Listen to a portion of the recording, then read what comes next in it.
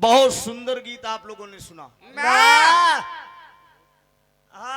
मुहे से तीन तीन मेहरारू का जन्म भा। हाय हाय क्योंकि पता हो चाहिए चार संगीता लगा। हाँ पागल ही है बच्ची है। बीजेपी हटावा हो, अखिलेश के जितावा हो, ये कह के तो अखिलेश के और उठवा खराब कर देते हैं। भाजपा वाले सेन मार देते हैं। हाँ होशियार कह देते। तैयार रहिए आप लोग, हाँ अंदर से मन से। चुनाव हम लोग हारे थे एक दिन। अरे पैसा अपनी ऐसी तैसी में, पैसा के लिए नहीं। हाँ पैसा मिले या ना मिले, कलाकार अपने सिस्टम पे रहे। और का चुनाव हारे थे। हारने के एक दिन बाद अमेठी में हमारा और उजाला यादव का गाना था। बाबा स्वामी जगन्नाथ जी का भंडारा था। हीरे के लवंडा चढ़ चढ़ अखिलेश हमके घाव साला ताजा बा। अखिलेश अखिलेश के नरीबावत है। इस सारा वोट कट जात बा। और भाजपा वाले जहाँ नहीं तहाँ सेन मार दे थी। अब ताली बजावत है उनमें कोनो भाजपा के बैठा हुई कई सारे सब साइकिलिंग के देती। इनकी पूरा फिट करा, मन के अंदर रखिए, तैयारी करिए, केंद्र से लेकर प्रदेश तक हावी होइए, अपना हाथ मजबूत करिए। सब सुनई आवत। समझा? ये सब जितने पार्टी में बैठे हैं सब अलग अलग पार्टी के लोग हैं। मैं अकेला केवल साइकिल का हूँ। ऐसा नहीं है। ये तो आप देख सकते हैं, हो सकता है। चला आइए, छोड़िए वो सब बात।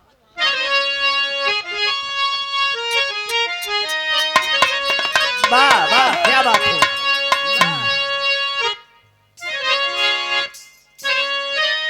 एक मिनट, हमारे यहाँ जब आए थे प्रशासन के लोग, हमारी गाड़ी में स्कॉर्पियो में लिखा था कि सांस्कृतिक प्रकोष्ठ जिलाध्यक्ष। कौन साला जिलाध्यक्ष है? सपा के इसको ठेल दो। हाँ, ठेलाई में कितना हम झेल गए हमारा आत्मा जानते हैं। सरकार में साला 2 लाख रुपया कुरकुरे दिन जवन है। फिर ठेलाई में सरकार में घाव कैसे पूजी राहुल, समझा? अरे लल्ला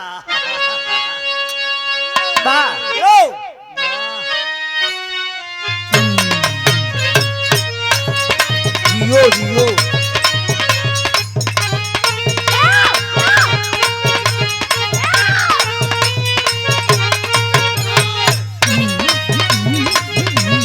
ए भैया, बड़ा धून धून तरच के आनंद ले।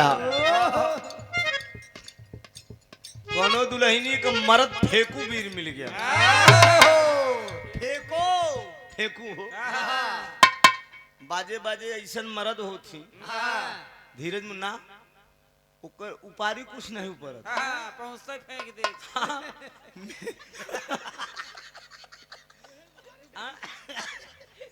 लेकिन डींग डांग मारे में तनिको कमी न करी। मेहराज सुनेंगे हम जवन उपार दे कि उपारी न पाई। अरे जो उपारे के लायक पौरू खोई तब तो ऊपर गया। हां, झूठा डींग डांग मारे से काम बनी। कौनो मतलब नहीं है। मेहरारू से कहा 10,000 रामदयाल के दे, 50,000 डंगरू के दे है, झुरई के दे है, और 4-6 लाख तो दई के केहू के तगादे करे नहीं के। मेहरारू घरे की स्थिति देखे कहा दही ना ठीक है लपेटे नहीं पावे। दूसरे के मेहरारू को फेंक के पटाव ठीक बते, हम के फेंकत है हमरे ना। अब ऐसे फेंकना फेंकिन के फेंकावत थी, फेंकना फेंकिन के।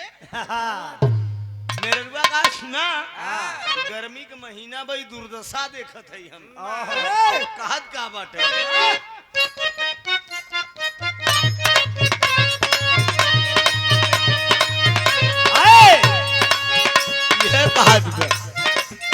टप टप चुआ टप सिनवा अलंग से।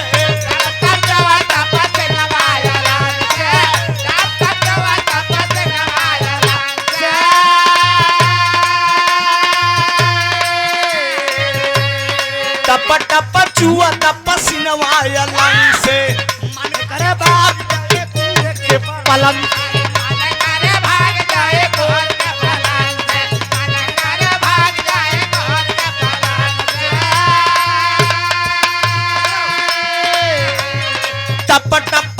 छुअत पसीनवा अलंग से मन करे भाग जाई कूद के पलंग से खाली बतियावेला बेसी ये बालम खाली बतियावेला बेसी ये बालम लगाई नहीं पौला एगो एसी ये बालम लगाई नहीं पौला एगो एसी ये बालम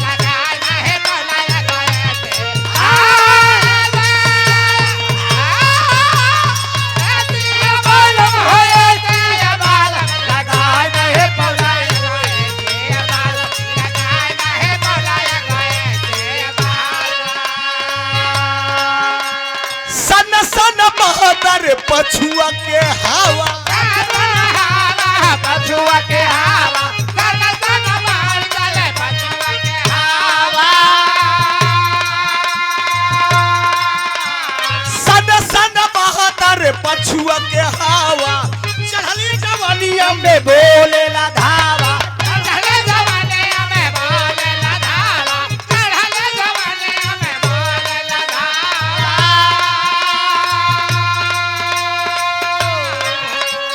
सन सन बहतर पछुआ के हवा चढ़ली जवानिया में मारे लढ़ावा भीतर के गर्मी देला लेसिए बालम भीतर के गर्मी देला लेसिए बालम लगाई नहीं पौला एगो एसिए बालम लगाए ना है बोलाया गोए से बाल लगाए ना है बोलाया गोए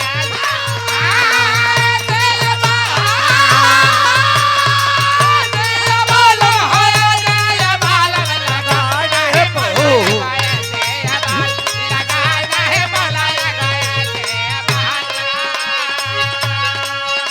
अरे गड़ी गड़ी जाए अरे गड़ी गड़ी जाए हथवा में कलमिया गड़ी गड़ी जाए अथवा में कलमिया गड़ गड़ जा अथवा में कलमिया गड़ गड़ जाओ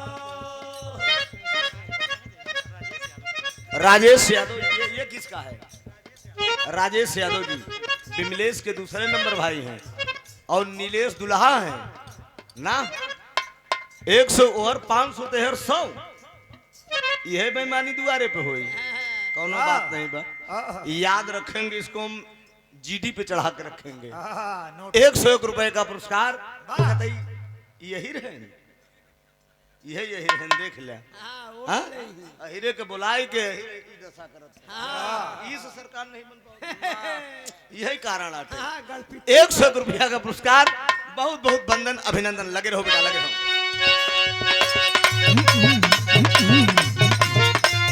गड़ी गड़ी जाए रे गड़ी गड़ी जाए हथवा में कलमिया गड़ी गड़ी जाए अथवा में कलमिया गड़ गड़ जा अथवा में कलमिया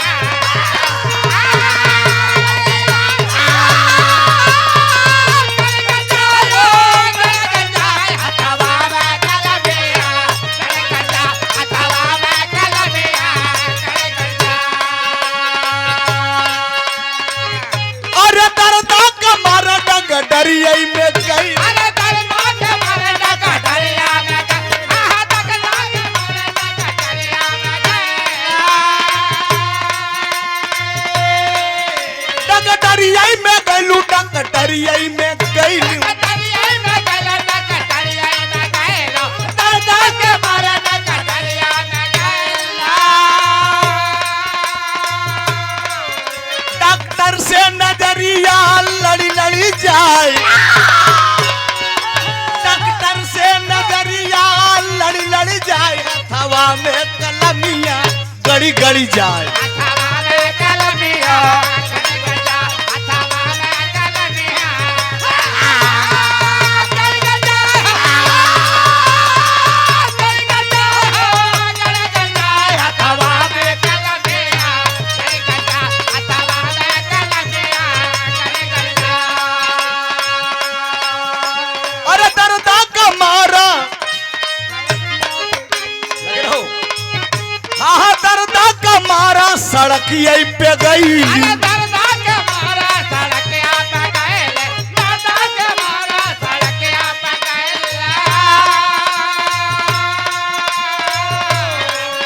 सड़क सड़किया पे गईलू सड़किया पे गईल सड़किया पे गइलो सड़किया पे अरे दर्दा के मारे सड़किया पे गइलो ड्राइवर से नजरिया लड़ी लड़ी जाए ड्राइवर से नजरिया लड़ी लड़ी जाए हथवा में कलमिया गड़ी गड़ी जाए हथवा में कलमिया गड़े गड़ा हथवा में कलमिया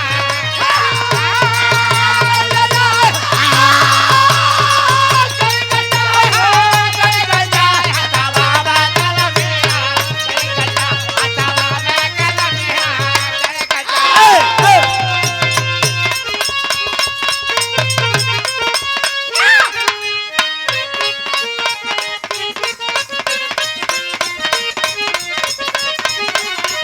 भारी नाता हलकी गढ़ा दा तीन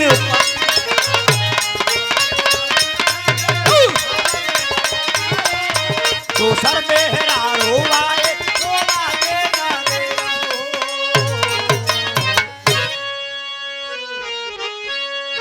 जिंदगी में जहर जिन बोआए नहीं रहू दूसर मेहरारू दूसर मेहरारू आई रोवा जी नहीं रहो ए दूसर नहीं चाहे 4-5 हाँ जब ही पुतारू रहा तो एक नहीं कई उठियाई से बहुत सुंदर कहानी रामायण से आप लोगों ने सुना तीन देवियों की उत्पत्ति पैदा हुई जहां न पहुंचे रवि तहां पहुंचे कवि ये कवि की कल्पना है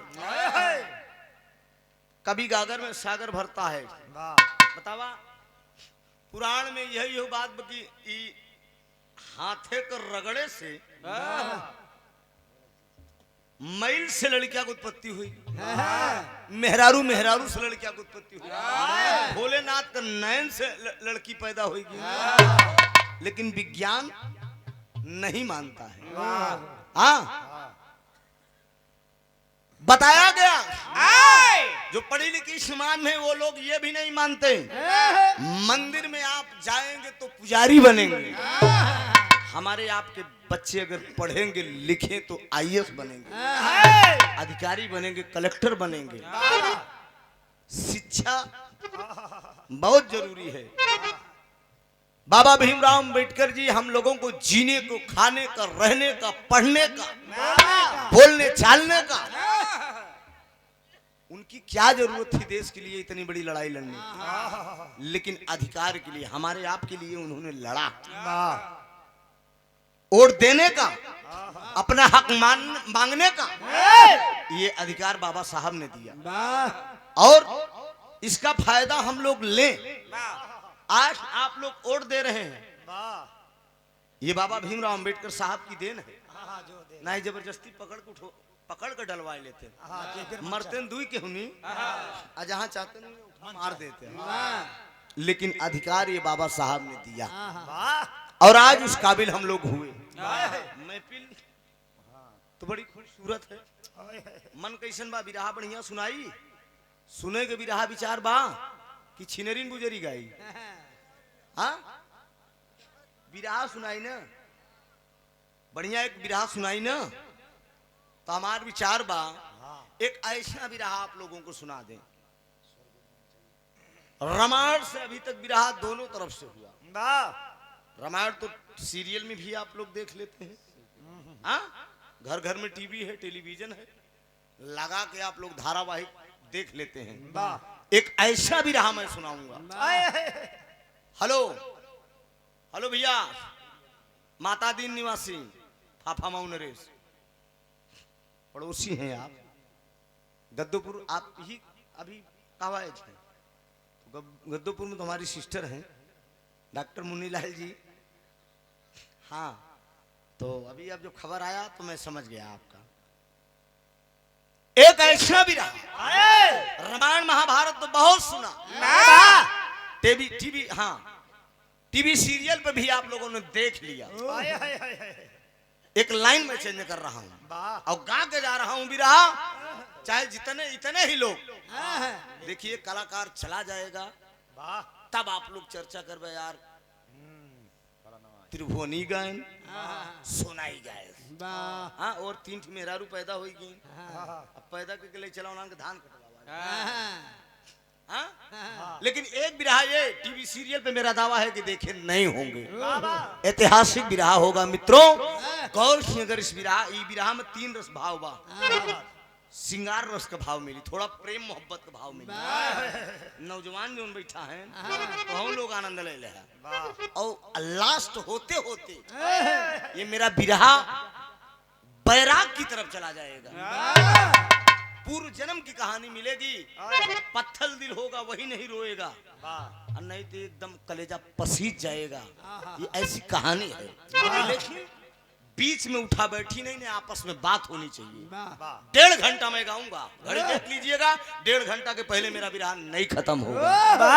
लेकिन सुनने वाले लोग हों अगर बीच में बोला चाली शुरू 1 मिनट बोला चाली शुरू तो विराह बंद करके बैठ जाऊंगा सोना का नंबर दे दूंगा तुरंत इसलिए कि जब सुनने वाले लोग रहेंगे तभी तो सुनाऊंगा तो शांति से बैठिए आप लोग रामायण महाभारत बहुत सुन लिया लाइन चेंज करके मैं एक नई दिशा की तरफ आप लोगों को ले चल रहा हूं और समाज के लिए एक नसीहत भी मिलेगी ठीक है आइए डॉक्टर साहब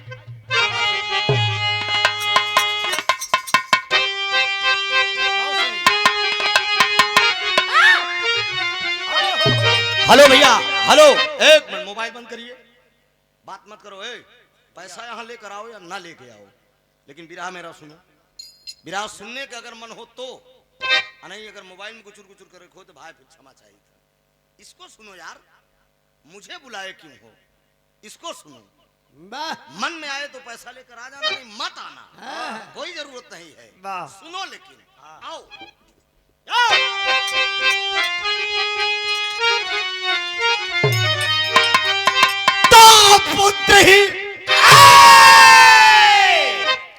पुत्र ही माता ममता के सागर बने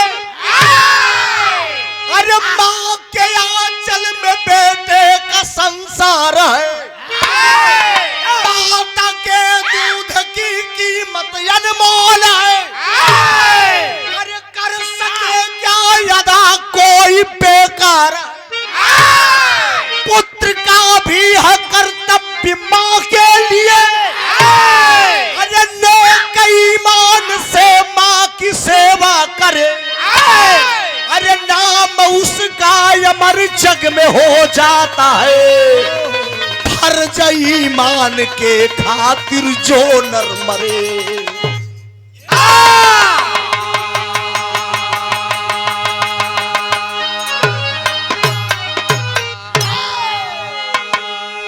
अमृत का धार केहू केतनो पियाई एगो माई भी मनन कर लेना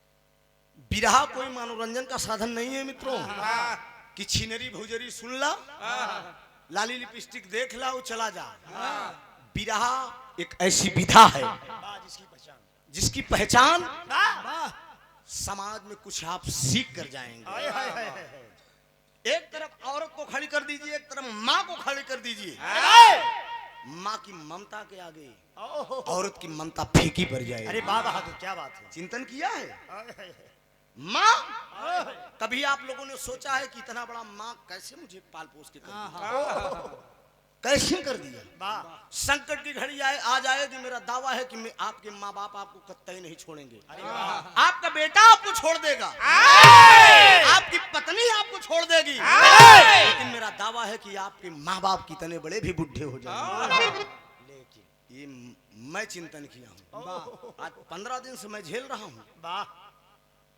कुटुंब परिवार पूरा भरा हुआ है कोई सहारा नहीं लेकिन मेरे माँ बाप मेरे दरवाजे से छोड़कर नहीं हट रहे हैं जान रहे हैं कि मैं हट जाऊंगा तो मेरा बेटा टूट जाएगा सोचिए इसीलिए कहा गया कि अमृत धार के कितनो पियाई एगो माई बिना कैसे कर जवा जुड़ाई है भैया एगो माई बिना माँ आए पढ़े लिखे नौजवानों याद कर लेना बाबा दुनिया की हर दौलत को ठुकरा देना हर इंसान को ठुकरा देना लेकिन माँ बाप को मत ठुकराना माँ के आंचल में हमारी आपकी जिंदगी है एक लाइन भाव दिया गया है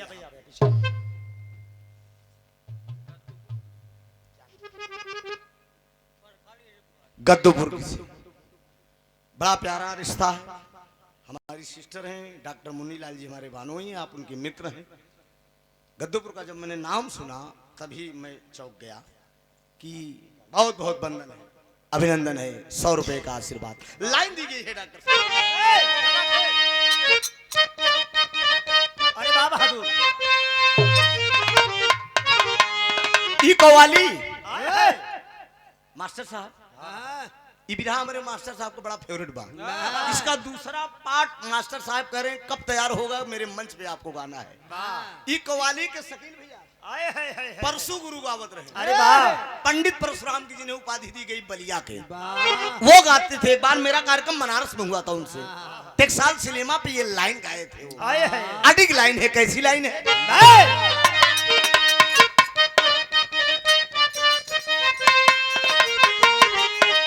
अरे उठो मुसलमान अरे उठो मुसलमान नमाज पढ़ लो। क्या उठा रहे हो यार पगड़ी वाले? वो नौजवान इतना बैठा था, यही साला कुचुर कुचुर खराब लगता है। वो बैठ के लड़का सुन रहा था, उसको जबरदस्ती उठा के ले गया कि अरे उठो मुसलमान नमाज पढ़ लो, अरे उठो मुसलमान नमाज पढ़ लो, अभी मेरा सर कटा नहीं है। उठो मुसलमान नमाज पढ़ लो, अभी मेरा सर कटा नहीं।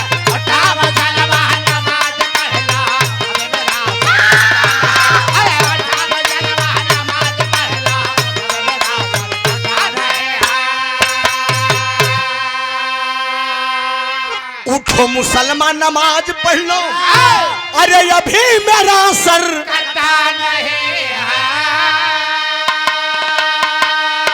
अरे हुसैन जैसा दिया अरे हुसैन जैसा दिया शहादत वैसा कोई दिया नहीं है। हुसैन जैसा दिया शहादत वैसा कोई दिया नहीं।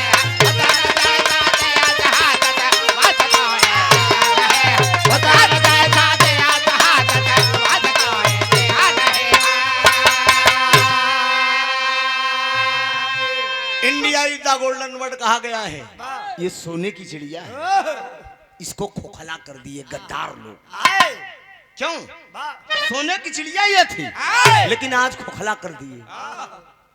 रानी विक्टोरिया, लंदन की रानी विक्टोरिया की बेटी एलिजाबेथ के ताज में वो सोने की चिड़िया चली गई। कोई माई का लाल प्रधानमंत्री हुआ।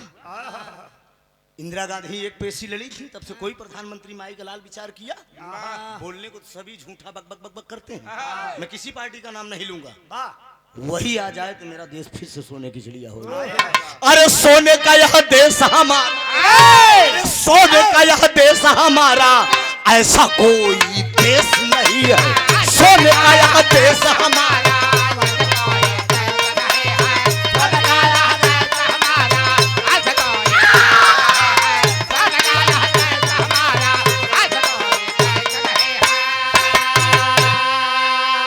सोने का यह देश हमारा, ए भैया ऐसा कोई।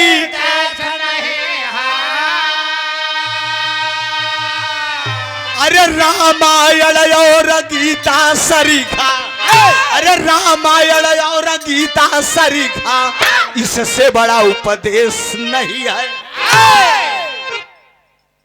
कहानी गौर करेंगे, कहानी कब की है, कहां की है, ध्यान देंगे। पंजाब प्रांत है, पंजाब प्रांत है। पंजाब प्रांत के अंदर एक नगरी है, जो नगरी का नाम है चालकोटी। चालकोटी नगरी के एक क्षत्रिय कुल के राजा थे, यानी ठाकुर। ये थोड़ा से मेहरारू को शौकीन होती ठाकुर। समझा रहा हूँ? ओकरे बाद अहिर है। इस समय तो ठकुरन का आगा काट देन, अहिर ज्यादा हो। कन्हैया के जमाने से एकर बड़ा अहिरो शौकीन हो गए। चालकोटी नगरी, चालकोटी नगरी में एक राजा संगपति थे, छत्री थे। उनके मेहरारू का नाम रहन अंबा देवी। एक ठी बेटवा रहन जेकर नाम रहन पूरणमल। ये बात अब यहीं छोड़ दीजिए। बगल में एक नगर रहन भूपत नगर। वहाँ के एक राजा थे जिनका नाम था फूलचंद। फूलचंद के पास एक बिटिया रही जेकर नाम रहन फूलंदा। फूलन देवी ने समझे फूलंदा। 11 साल का अवस्था, 12 साल का अवस्था, 13 साल का अवस्था, 14 साल का अवस्था, धीरे धीरे 16 साल पे पहुंची। 16 साल पे पहुंची, एक दिन अंटा पे खड़ी लगी देह तो रही। और जब लगी देह तेरे तो फूलचंद की निगाह पड़ी तो राजा महाराजा के जमाने में सोना मेहरुवन के जिये बहुत खतरनाक रहा। काहे से अगर जवन राजा देख ले कि बढ़िया बना इन जंघिए के जोर पे उठा लिए मेहरुवन लड़ के जबरदस्ती हासिल कर ले आल्हा उदल हर नहीं है करत रहे लड़ के मेहरुवन उठा लिया। राजा भूपत फूलचंद जब देखे कन बेटी मेरी सयानी हो गई एक स्वयंवर रख दे जबर राजा बहादुर होई वह हमरे बिटिया के ले जाए स्वयंवर का रचे नीचे जमीन में कराही में कड़ू के तेल खौलत ऐसे चक्र टांग दे चक्र के अंदर एक मछली है देखे के बाद नीचे कराही के तेल में निशाना ले के बाद ऊपर जमर राजा मछली के बाई आंख में निशाना लगाई दी उन्हीं के साथे फुलंदा के बिया तमाम राजा के पास पत्र चला गए एक पत्र उनहु को लगे चला गया अवस्था कितनी रही बुढ़ाई को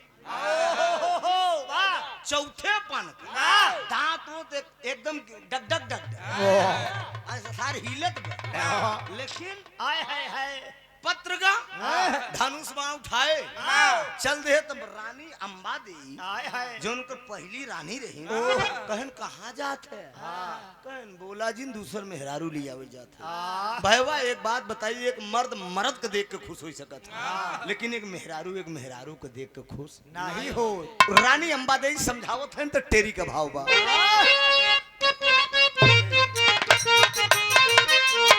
अरे मोरे राम अरे बुढ़ौती पे खियाल अरे तब पावन प्राणपति जी लागल उमर और रौती बुढ़ौती पे खियाल करा पावन प्राणपति जी लागल उमर और रौती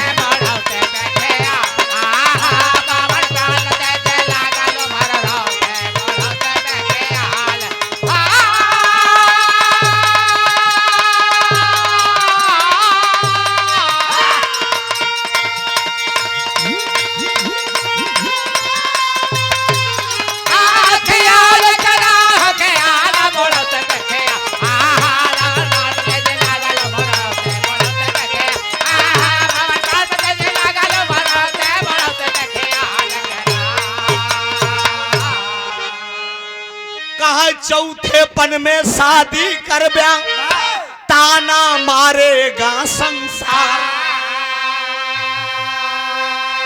अरे पूजा भजन के उम्र बसजना बेटवा पूर्ण मल बड़वार संकपति जी क्रोधित हुई के अंबा देवी को दिया फटकार अरे घर में बैठूं है छत्रीपन को धिक्कार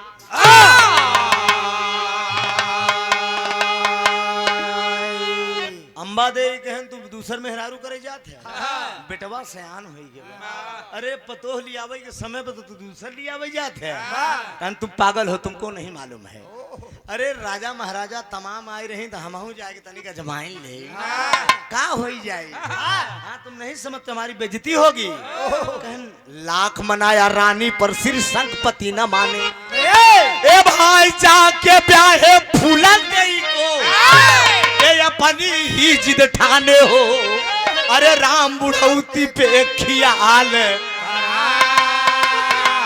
अरे तयंबा देवी के प्यार में अंबा देवी के प्यार में हो गई यार कटौती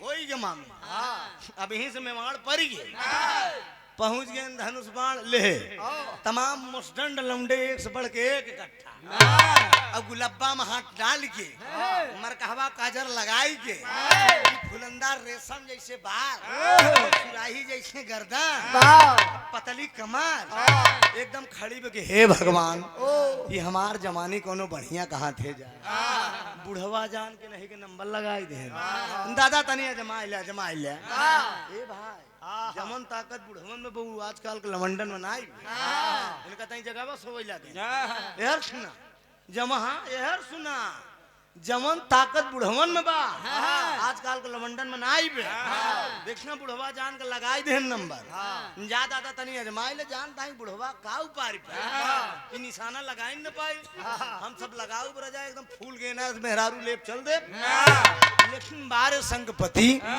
देखा ता है नीचे निशाना लेता है ऊपर और देखा निशाना बछली के बाई आग में कमल कभी भिड़ाई दे और जब निशाना लग गए तो एकदम बढ़िया हाथ में थामे एकदम नरम कढ़ाई ऐसे थामेन ऐसे रुई का फाहा जैसे ऐसे पकड़े बाबूजी लिया के चल दे और जब लिया के चल दे तो रास्ता में फुलंदा कहा ए जी कहा बोलो मेरी जान ए मेरी जान ए बोलो अरे ठाकुर संगपति की जिंदगी तोहरे बते का चाहत हो तोहरे एक मेहरारू और यहाँ कहा हाँ राजा दशरथ 3 ठिराखे रहे ठकुरे तो रहे हम तो ये क्या कहते हैं बोला का चाहिए कहे ना हुआ लहान न बैठी हमारा लक्ष्य हिसाब करा अलग से महल बनवा दिए राजा संगपति एक नौकरानी रख दी मित्रों जो नौकरानी के नाम रहन बादी बादी सेवा करेला अरे ठाकुर मजनू राहु 16 साल के लड़की के लगे ए सुना तनी सुना एक बात दिखाई कहानी कैसी है 16 साल के लड़की के लगे 80 साल के बुढ़वा जाता कहा तनी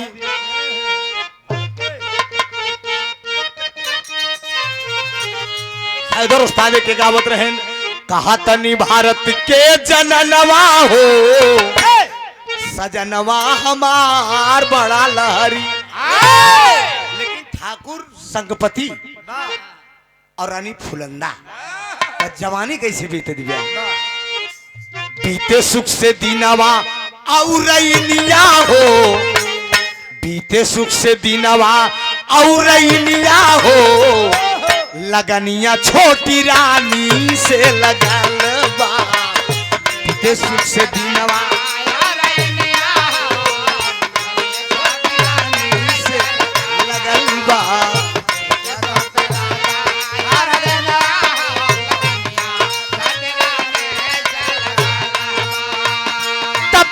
मदाना रस बस में न तनवा तब के मदाना रस बस में न तनवा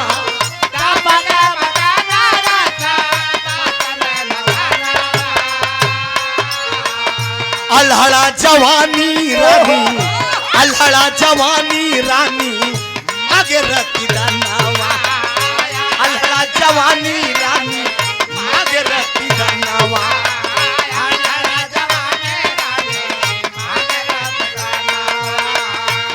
सुख से दीनवा और हो लगनिया छोटी रानी से लगल बा 80 साल का बुढ़वा 16 साल का लड़की के लगे जात बा लेकिन ओकर मन नाई भरत बा अरे जरा आप विचार करिए कहा 80 साल का बुढ़वा कहा नहीं नबेरी लड़की एकदम बाव मार देत बा लेकिन बाबूजी एक दिन की बात है एक दिन की बात है सावन का महीना है अंटे पे फुलंदा बैठी है बादी नौकरानी बगल में खड़ी है और राजा संगपति कहूँ चला गए यहाँ घूमे घरे नहीं यहाँ अब घोड़े पे सवार एक नौजवान गज भर के छाती निकली गदगद गदगद कुनूरू जैसे गाल एकदम बाबूजी छोटा छोटा बाल ऐसे रखे फुलंदा कागवे से गुजर गई।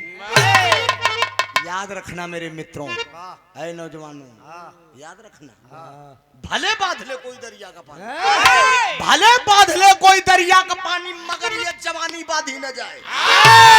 मेरा दिल दीवाना, ये सनम तेरे ऊपर, ये खुदा भी झुका इस जवानी के आगे।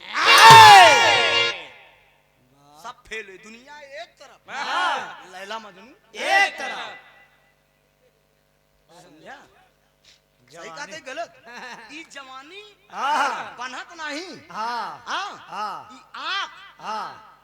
आँख तलवार नहीं चलावत, केहू के जान लेके भाला नहीं मारत, लेकिन घाव हिस करत।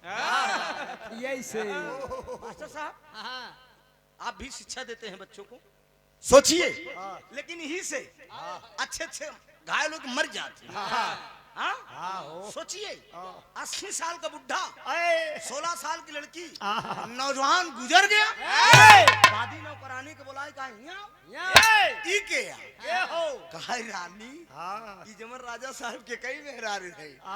सोचिए, अरे गौर करे कैसा भी रहा, मैं सुना रहा हूँ, नौजवानों जाने के बाद याद करोगे, कहा जो ने कई मेहरारू हैं, बीही उन्हीं की बेटवा है। कहा सारा गांव ला गई काकी, के कहा तोहार बेटवा दिल देता है, दिल देता है, रो रो दुहाई, किसी से कोई प्यार ना करे। सुना? समझ रही है ना? लीड तो नहीं लगाए हो, लेकिन वो रानी क्या कर रही है? अरे दिल से माना है, अरे दिल से माना है, बेटवा चाहे भाई रे मिला आज रतिया, दिल से माना है, बेटवा चाहे भाई रे मिला दे तू आज रतिया।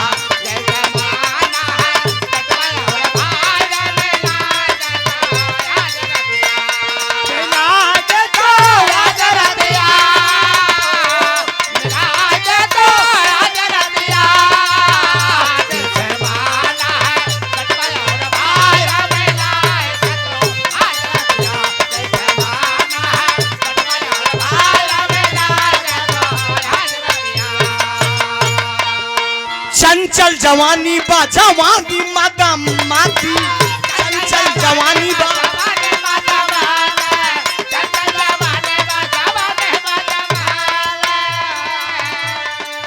घोड़वा पे बैठल ओकर शेर जैसन छाती, घोड़वा पे बैठल ओकर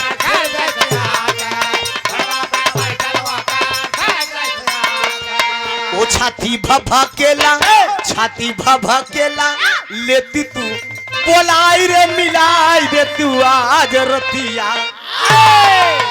एक काम करो बादी, इस लड़के को बुला के मेरे पास लाओ। कहें तो हार बेटवा लागत का कोनो मतलब नहीं बा, एकर बाप बुढ़ा हो चुका बा, त का करिए कर बाप कर रही है। अरे हमरे योग्य बा, बुलाओ।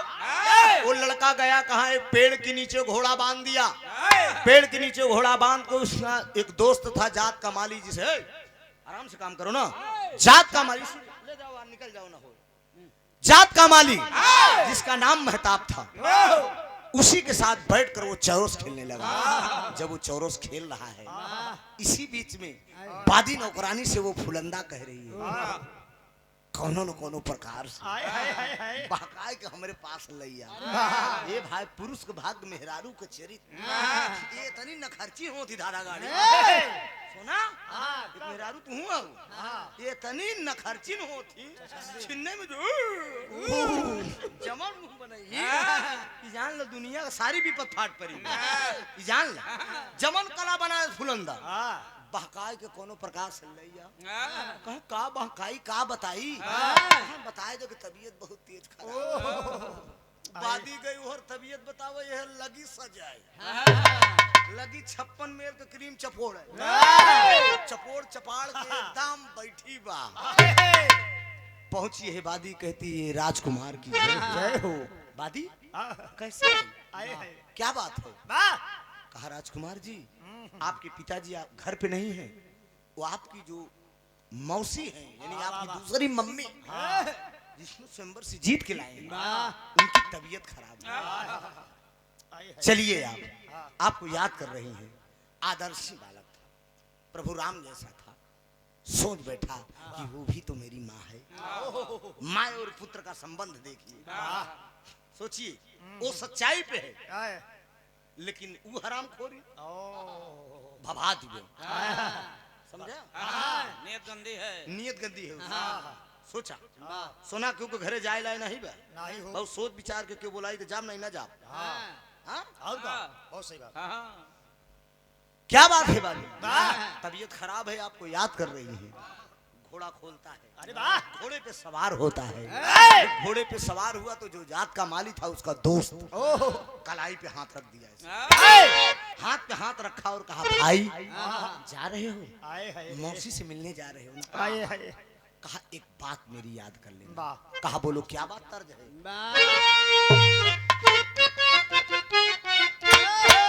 यह तर्ज का लाइन कि हमारा दिल है पान का पत्ता,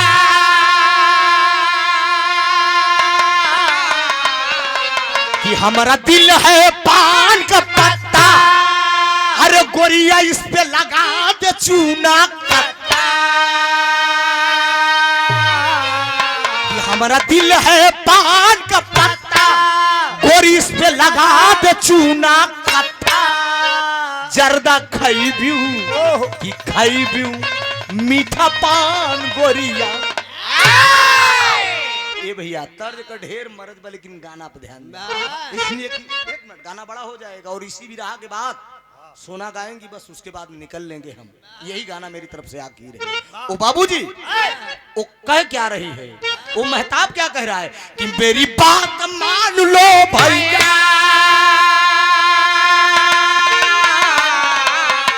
मेरी बात मान लो भैया, नहीं बीमार महल में मैया। मेरी बात मान लो भैया, नहीं बीमार महल में मैया।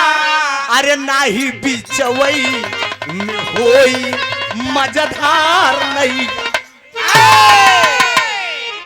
मौसी की तबीयत खराब नहीं है। महताब कह रहा है पूरणमल घोड़े से उतर गया। घोड़े से तुरंत उतरा, कहा नीच तुम दोस्त हो, तुम दोस्त हो। मैं अपनी जुबान से तुझे दोस्त कह रहा हूं, ये मैं अपने आप को शर्म महसूस कर रहा हूं। महताब कहता है क्यों भाई? जो मैं कह रहा हूँ सच्चाई कह रहा हूँ, मेरी आंख फड़क रही है भाई, मुझे कुछ वहाँ गड़बड़ है। कोई न कोई बहाना करके मौसी चाल करके वो जवानी में है बुला रही है। मत जाओ, कोई घटना तुम्हारे साथ घट सकती है। तो वो डांट कर कहता है जैसे घर में बामोरी मैया, जैसे घर में बामोरी मैया, अरे वैसे मौसी भी मोरी मैया। अरे नहीं बिचवई महोई मजेदार नहीं। वो भी मेरी माँ है, मैं जाऊंगा। नहीं माना दोस्त की बात। देखिए मित्रों, कभी कभी मित्र की बात भी मानना चाहिए। नहीं माना, घोड़े पे बैठ गया, आगे आगे बादी नौकरानी, पीछे पीछे वो राजकुमार चल दिया। और जब महल के पास पहुंचा, घोड़े से उतर गया, पैदल जा रहा है महलों में। बड़े आदर से कहा कि मौसी माँ के चरणों में है पूर्ण मल का प्रणाम। अरे किस कारण बुलवाया मौसी, क्या है मेरा काम।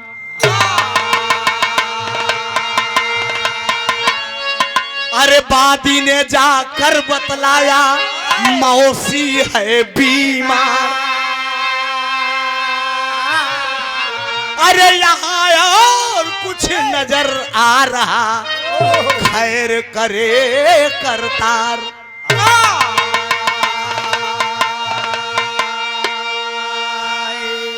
बड़े आदर के साथ मौसी माँ के चरणों में है पूर्ण मल का प्रणाम।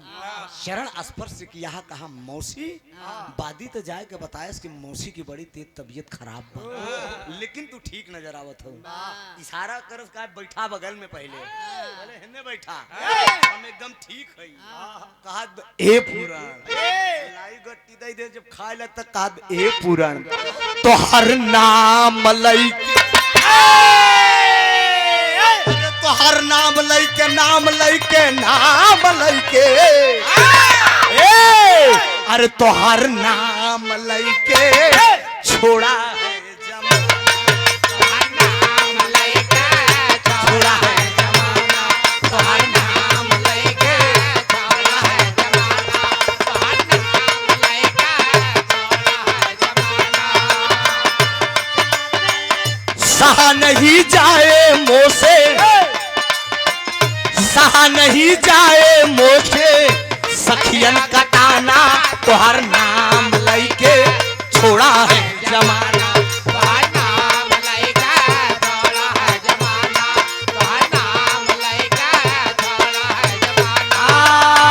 कहाँ नहीं जाए मोसे, कहाँ नहीं जाए मोसे सखियन का ताना, तो हर नाम लैके छोड़ा है जमाना, तो हर नाम लैके छोड़ा है जमाना।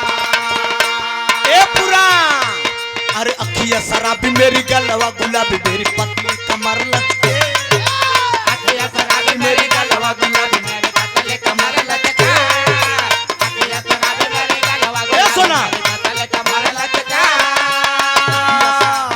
अखिया शराबी मेरी गलवा गुलाबी मेरी पतली कमर लचके। अब कभी दिया हराम करे नहीं दिया, चम चम चम चम के बिना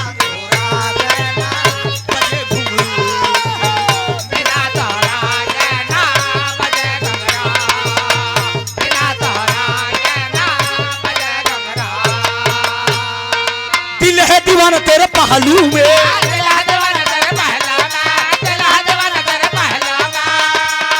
अरे दिल से चाहे जो कहलू में,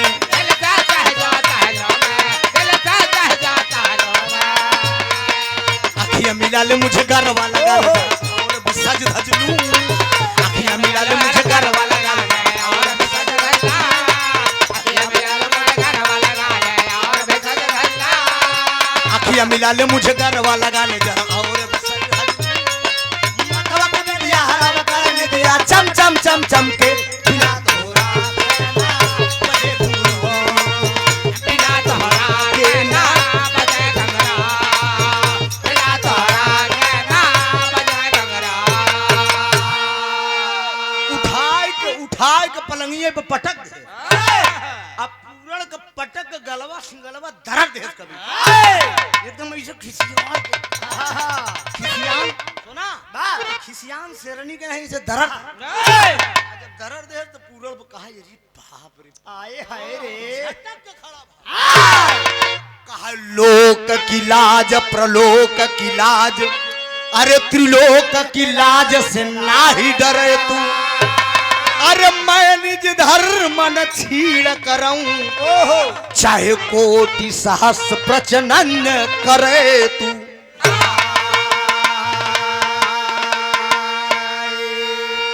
हराम खोरी लोक की लाज प्रलोक की लाज त्रिलोक की लाज से ना ही डरे तू, मैं निज धर्म न छीण करूं चाहे कोटि सहस्र प्रचनन करे तू, लाख जतन करो लेकिन मेरे पिता स्वयंवर से जीत के लाए हैं, तुम मेरी माँ हो तो मैं तेरे साथ नियत गंदा नहीं कर सकता। वही कहा अगर बात न मनवा पूरण पड़े तुम्हें पछताना, अरे तिरिया चरित सुनो अभी तुमने नहीं है जाना हो, अरे राम बुढ़ौती पे खियाल करा, मान ला बात पिया बस से जी पे चला फिरौती। ए पुराण मान ला हमार बाप तो हार बाप बुढ़ा हो चुका है, हमार बाप बुढ़ा हो गया है, तुम मेरे काबिल हो, मेरी जवानी को जरा देखो, जरा इसको निहारो, घर्राऊ हमारे पास आएगा, तुम मेरे योग्य।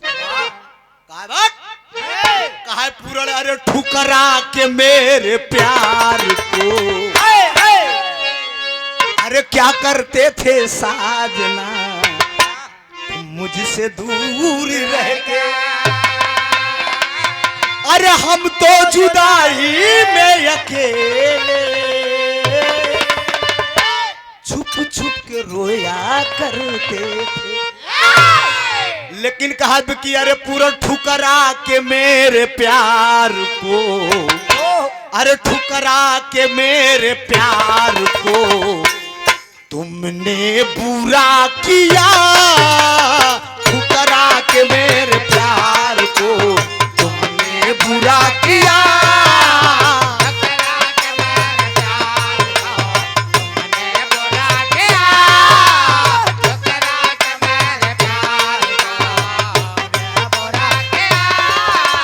ठुकरा के मेरे प्यार को तुमने बुरा किया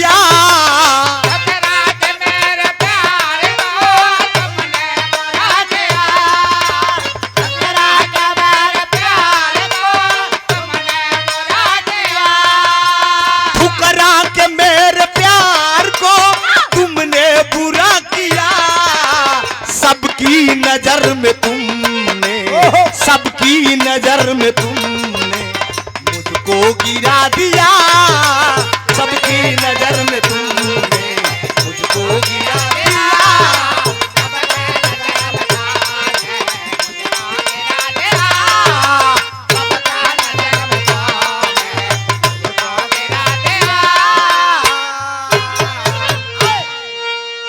जन जन में समाज में सम्मान पाने वाले अवधेश बहादुर यादव जी आप सूरत से चलकर आए हैं इसी विराह कार्यक्रम के लिए 101 रुपए का आशीर्वाद मेरी लाइन को समझ के दिया है लाइन गाने के भाव में हो ज्यादा सुंदर लगती है ठीक है वो कह रही फुलंदा कि ठुकरा के मेरे प्यार को तुमने बुरा किया सबकी नजर दुनिया की नजर में तुमने मुझे गिरा दिया और मेरी इच्छा भी पूरी नहीं हुई लेकिन वो लड़का चला गया झटक पटक चला गया लेकिन खतरा हुई झटका पटना में होकर जो फेडा कटार रहा फेडा था और कटार दोनों ही पलंगिया पर डॉक्टर वही छूट गए जब छूट गए पूरण चला गया तो बाजी नौकरानी दौड़ क्या रानी काम बना कहाँ बना रे झटक के हरामी चला गया बहुत बड़ा भागा था कहा तब तो फिर शाम का टाइम राजा साहेब राजा से बताए दे हमार तो फांसी हो जाए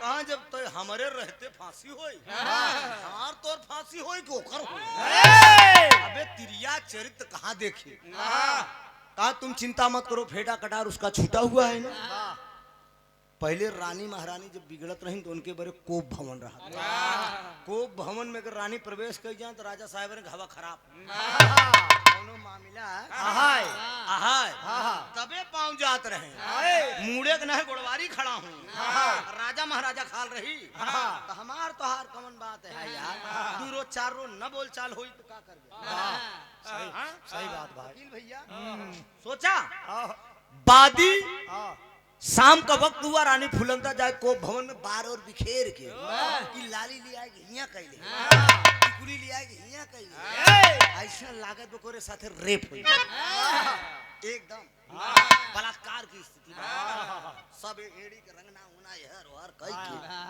बार और एकदम चुड़ैल भुतैन की रही बन के लेटी में एकदम ऐसे चाव खाना शाम का टाइम भर राजा साहेब आए बादी नौकरानी से पूछन कि हमारी रानी कहाँ है कहन डायरेक्ट आप जाइए ये वह लेटी यहाँ को भवन में को भवन है मतलब मौके का जो सीन है सीन पे मैं बात कर रहा हूँ इशारा कर दिया रानी साहिबा आपकी लेटी हुई है जाइए को भवन में तो राजा का हवा खराब रानी हमारे धीरे धीरे एकदम दबे पांव पहुंचे हुए पैरे के लगे खड़ा कहा हो गया कहा हो गया ए रानी हमारे जानू का कहा हो गया उठा फुलंदा का पकड़ा थे कहा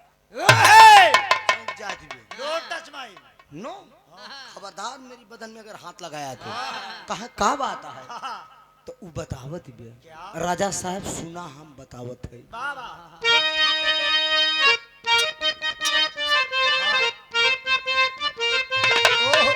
यही तरज का लाइन बकी अरे स्वर्ग से सुंदर लागे जनकपुर नगरिया यही लाइन है ना लेकिन हे बाबूजी उ फुलंदा ठाकुर संगपति से कहा गया अपने राजा साहब कि राजा साहब तोहरे बेटा उना के राजा साहब कहे हमारे बेटवा के का बात हमारे बेटवा का कहे कहा राजा साहब तोहरे बेटा उना के अरे बिगड़ल चलनिया अरे तोहरे बेटा उना के अरे राजा साहब बिगड़ल चलनिया हमारा के माँ गए जवनिया हो राम तोहरे बेटा उना के बिगड़ल चलनिया हमारा के माँ गए जवनिया हो राम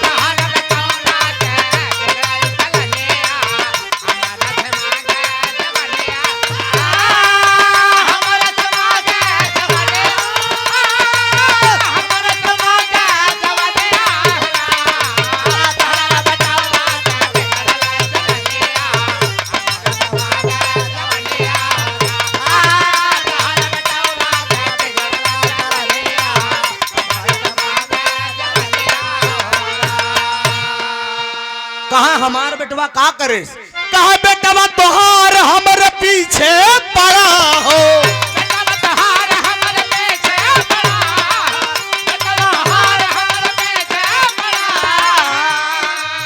बन के दीवार हमरे पीछे खड़ा हो अरे हाय दैया जाई हमके करा सरनिया हाँ हाय दैया जाई हमके करा सरनिया हमारा के मांगे जवनिया हो रहा हाय दैया जाई हमके करा सरनिया हमारा के मांगे जवनिया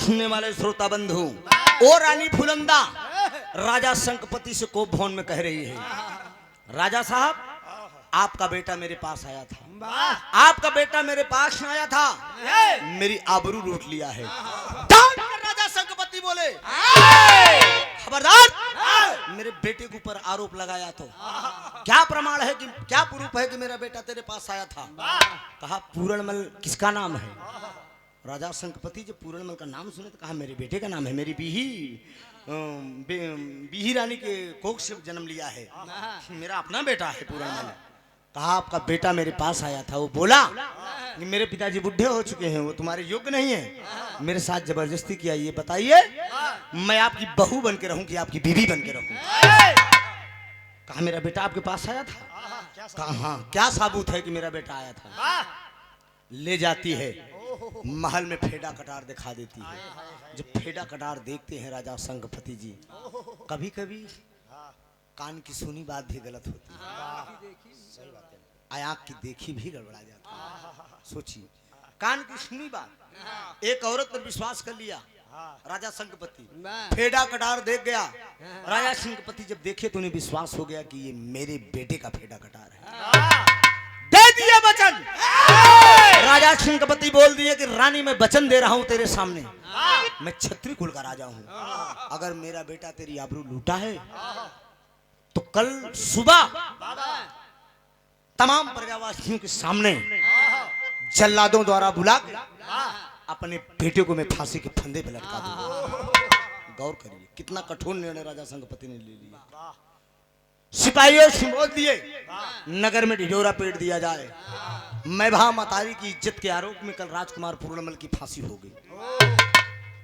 नगर में ढिढोरा पीटा गया, लोग दंग रह गए, लोग चकित रह गए, सोच रहे हैं कि पूरनमल की फांसी होगी, पूरनमल की फांसी होगी।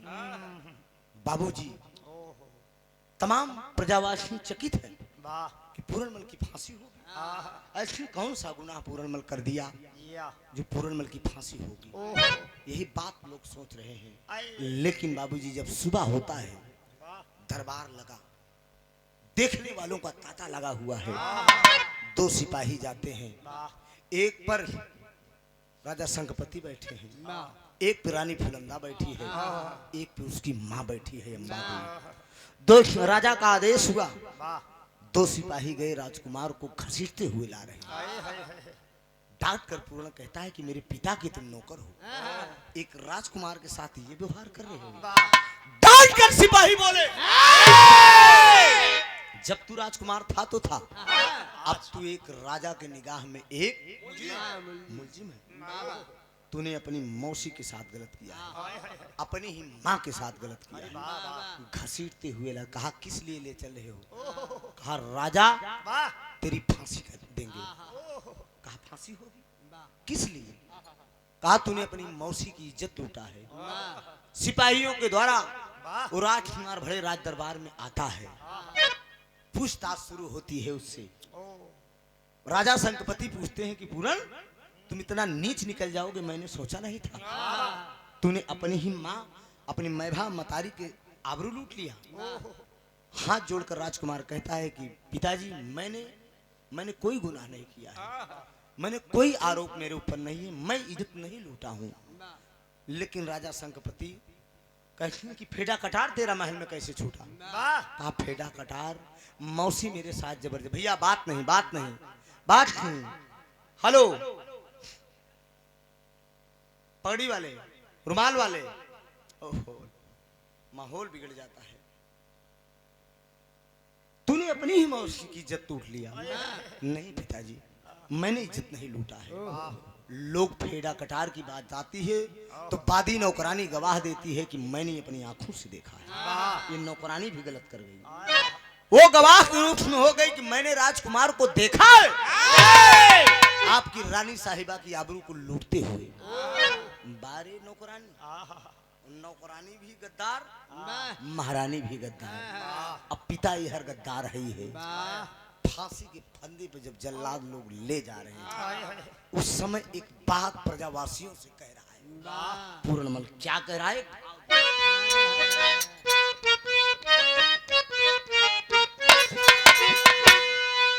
लौकुश चरित्र में आप लोग सुने होगा, शकील भैया उस्ताद के मुँह से। भगवान राम सारी सेना मारी जा चुकी है, लेकिन लव और कुश बड़े बहादुर हैं। लेकिन राम को पता है कि ये मेरे ही बच्चे हैं। राम को पता है कि ये मेरे ही बच्चे हैं। लेकिन एक समय आया, एक दृश्य आया कि एक बेटा अपने बाप को बाप नहीं कह रहा है, एक बाप अपने बेटा को बेटा नहीं कह रहा। भगवान राम कह रहे हैं कि तोहरे माता पिता के धन्यवाद हो, तोहरे माता पिता के धन्यवाद हो।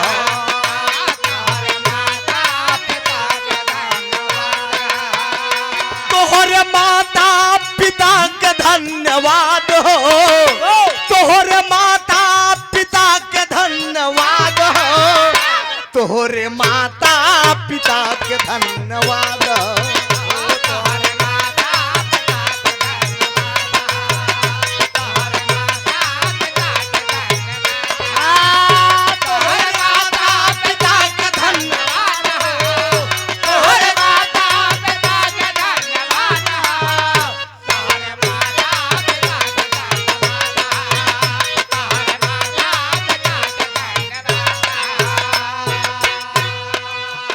राजकुमार पूरनमल फांसी पे जा रहा है, लोगों से कह रहा है कि भाइयों मैं रहूं ना रहूं गम न होगा, न होगा। मैं रहूं ना रहूं गम न होगा। नाम मरने पे मेरा कम न होगा, नाम मरने पे मेरा कम न होगा। मैं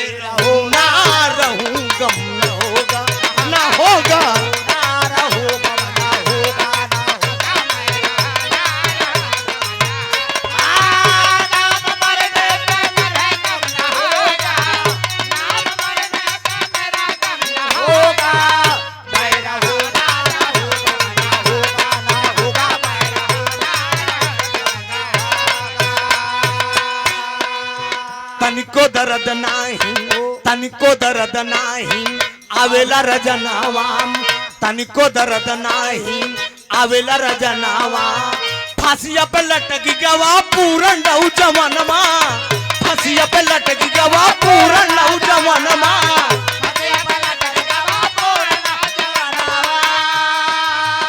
नाम मरने पे मेरा कम न होगा, नाम मरने पे मेरा कम न होगा।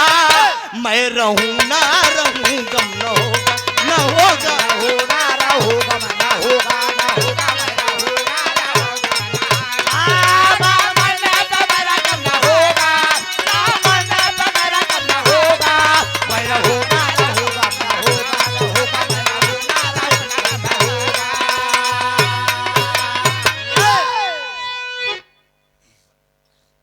पतुल की ग्राम सभा के शानदार प्रधान इस कहानी के भाव पे दोस्तों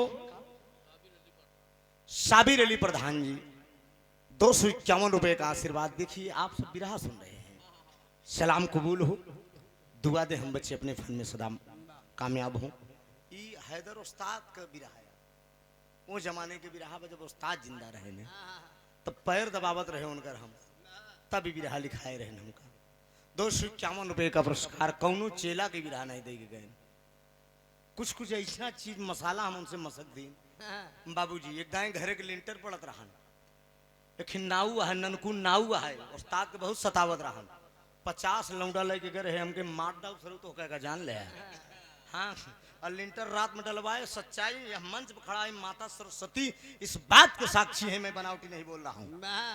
हम तसला उठाए उठाए मसाला फेंके है गुरुजी की, गुरुजी हमारे थाम लेन हाथ पकड़ लेना मार रहे हैं चेला हो के तसला कर बारे हम कहे कर जाए गुरुजी, हम तोहार बिटवा है गुरु गोविंद खड़े काके लागों पाए, बलिहारी गुरु आपकी गोविंद यो बताए। हमका लोग ताना मारा थे कि हैदर लिए इनका मनबे नहीं करते, हमारे आजा के ते रही रही बाबूजी कहन बेटो हमके हमारे दुआरे एक बार आ जा बस। आन बाबूजी 4 घंटा हमारे दरवाजे पे बैठा रहे। लाल जी लहरी के बुलाए रहे, वो अवबे नहीं, हैदर अली के नाम सुनो अवबे नहीं। कहन मेरा दुश्मन आके बैठा है, हम कैसे आई? हमके तू आवा चाहे ना आवा, जेका आवे को आए नहीं गया, जेका दुनिया मानत हुआ ही नहीं गया। हमार भगवान हमारे दरवाजे पे आए गए कि वो आवे चाहे ना। बाबूजी जाकी रही भावना जैसी, सोचा 251 रुपया बहुत बहुत सलाम कबूल हो। रविकांत यादव, स्वर्गीय जगदीश प्रसाद यादव, ग्राम दौलतपुर, टुकड़िया, प्रतापगढ़ से 101 रुपया भैया का प्रणाम बा, बस निकल भैया, बहुत बहुत वंदन अभिनंदन है। ध्यान न दोस्त, फांसी के फंदे पे ले जाकर जल्लादों ने लटका दिया। हाथ भर के जीभ निकली आई बाबूजी, हाथ भर के जीभ निकली आई, दोनों आंख निकलवाए के जल्लाद से, दोनों आंख निकलवाए के इतना कसाई पिता इस धरती पे नहीं देखे होंगे। ओ राजा सिंहपति जल्लादों से दोनों आंख निकलवाए के वो हराम खोरी फुलंदा का दे दे है, ले ले है ससुरा तो हारी जल लूटे रहन, और रानी हर फुलंदा इसे अपने पैर से कुचल दे, पैर से कुचल दिया। बगल में माँ अम्बा देवी बैठी है, छाती फट रही है बाबूजी, लेकिन कुआं में लाश पड़ेगी बाबूजी। लाश तो पूर्ण तो मर गया, लेकिन अब यहीं से कहानी खत्म हो जाए चाहिए ना, मर गया तो कहानी खत्म हो जानी चाहिए। लेकिन अब देखिए कहानी क्या हो रही है। गुरु गोरखनाथ उही,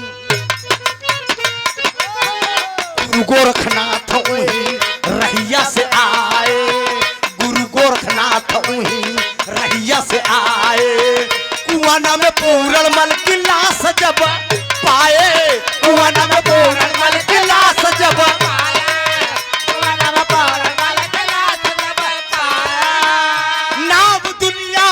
कभी कम न होगा, नाम दुनिया से कभी कम न होगा। एकरे आगे के बात समझा, एकरे आगे कहानी अब समझा। राजा एक मिनट, राजा शंखपति रानी अम्बा देवी के दोनों प्राणी के बीच में कोनो लड़कियां नहीं पैदा होती। गुरु गोरखनाथ के पास जाके विनती किए, गुरु गोरखनाथ ने इस बच्चे को अपने मंत्र द्वारा दिया, यानी उनके तपो तपस्या से, उनके तपो से ये लड़का पैदा हुआ था। तो था कौन? गुरु गोरखनाथ का शिष्य था। तो जब नगर में भ्रमण करने लगे, चालकोटी नगरी में पहुंचे, तो मंत्र पढ़े, मंत्रोच्चारण किया कि सोचे कि शिष्य को बुला लूं, मिल लूं। तो मंत्र ये बता रहा है कि आपका शिष्य बेकसूर तिरिया चरित के चक्कर में मारा गया, उसकी लाश कुएं में है। बारे गुरु गोरखनाथ उस मंत्र द्वारा उस कुएं तक पहुंच गए। और जब उस कुएं तक पहुंच गए तो साधु का भेष पर देखे वाले का तांता लग गया। लोग सवाल कर रहे यार कि साधु आए बा, अरे यार साधु आए बा। कुछ लोग उसमें जान रहे हैं कि ये गुरु गोरखनाथ है, लेकिन गुरु गोरखनाथ लोगों से सवाल कर रहे हैं, पूछ बैठे कि क्या इस कुएं में कोई लाश है क्या? लोग बता रहे हैं कि यहाँ के राजा शंखपति अपनी रानी के आरोप में अपने ही बेटे को फांसी पे लटकवा कर कुएं में लाश डाल दी। गुरु गोरखनाथ लोगों से कह रहे हैं कि क्या इस लाश को निकाल सकते? डांट कर लोग बोले, आए साधु क्या करोगे लाश को निकलवा के? लाश के अंदर बदबू आ गई होगी। लेकिन बारे गुरु गोरखनाथ हाथ जोड़कर बोले कि भैया कृपा करके आप लोग लाश को निकाल दीजिए। लोग कहते हैं कि लाश के अंदर बदबू आ गई होगी, लेकिन गुरु गोरखनाथ लोगों से कह रहे हैं कि बस लाश को आप लोग निकाल दीजिए। लाश सड़ी है, बदबू आ रही है, कैसी है? जिम्मेदारी मेरी है, ये जिम्मेदारी आप लोगों की नहीं है। आखिर में कुछ लोग समझदार थे, लोग कहते हैं कि यार पैसा कौड़ी तो मांगत ना बा, खाली लाश निकाले के बाद लाश निकाल दी जाए। आखिर में लोगों की मदद से गुरु गोरखनाथ जी लाश को निकलवाते हैं। लाश निकाली गई, कुएं पे लेटाई गई लाश। गुरु गोरखनाथ बैठ गए, घंटों मंत्रोच्चारण कर रहे हैं, लाश के अंदर कोई परिवर्तन नहीं आ रहा है। इतने में लोग कहते हैं, ऐ साधु क्या ढोंग किया है? कहीं मरी हुई लाश जिंदा होगी? बारे गुरु गोरखनाथ किसी की बात नहीं सुन रहे हैं, लेकिन बैठे हैं। 2 घंटा बीतने वाला है, लोग तरह तरह की बात बोल रहे हैं। ये साधु ढोंग किया है। आके इतने में गुरु गोरखनाथ तमा कर उठते हैं, मंत्रोच्चारण को लाश को पकड़कर झकझोरते हैं। झकझोरने के बाद खींचकर एक चाटा मारते हैं। लाश के अंदर धीरे धीरे धीरे धीरे परिवर्तन होना शुरू हो गया। और जब लाश के अंदर परिवर्तन होना शुरू कर दिया, आखिर में उठकर वो बैठ गया। जब उठकर बैठ गया तो गुरु गोरखनाथ बोले कि बेटा पहचानो कौन हूँ? मैं कौन हूँ? जाओ महल में तेरी माँ इंतजार कर रही है, तेरा पिता इंतजार कर रहा है। तो कहता है साहिब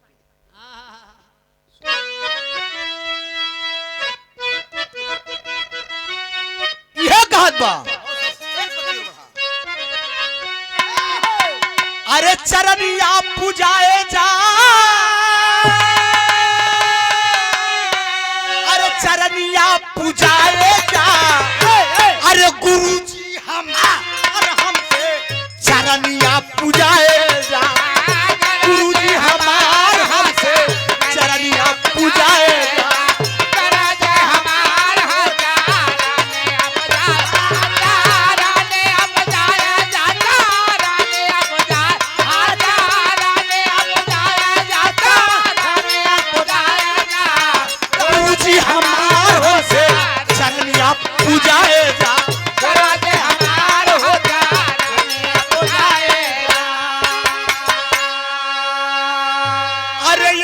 जगतिया में के दिए सहारावा, स्वार्थी के माई बाबू पूरा परिवार। अरे सरनिया बताए जा, सरनिया बताए जा,